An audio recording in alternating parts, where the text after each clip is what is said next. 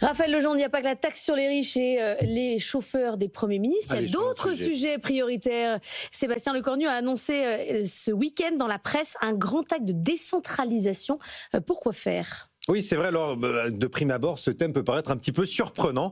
Il signe en réalité le grand retour d'Emmanuel Macron sur le devant de la scène politique.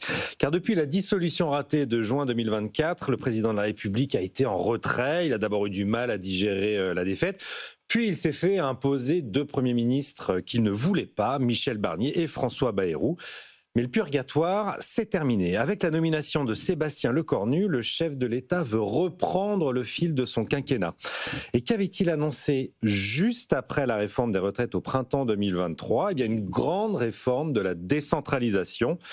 Une réforme réelle et audacieuse, lui qui juge le système, je le cite, cul par-dessus tête. Alors il a commandé à l'époque un rapport à Éric Woerth sur le sujet, et à Bercy, Bruno Le Maire et Thomas Cazenave avaient fait de même auprès du maire de Charleville-Mézières et président de l'ADEME, Boris Ravignon. Au printemps suivant, les deux rapports ont été remis, juste avant que la dissolution n'emporte tout sur son passage.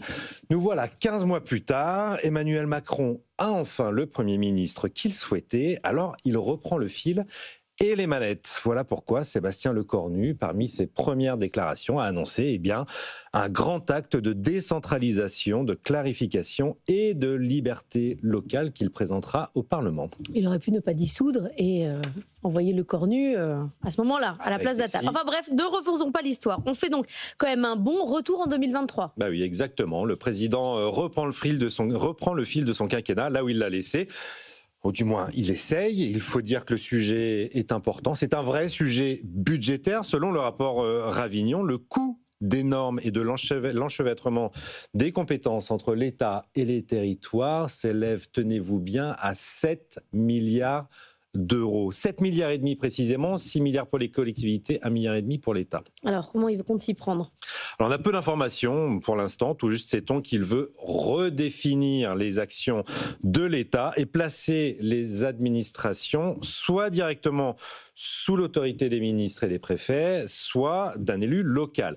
Faisons simple et son nouveau mantra, sauf qu'en la matière, on sait que simplifier, c'est compliqué. C'est tellement compliqué que personne n'y est arrivé depuis les lois de fer. C'était l'acte 1 de la décentralisation au début des années 80.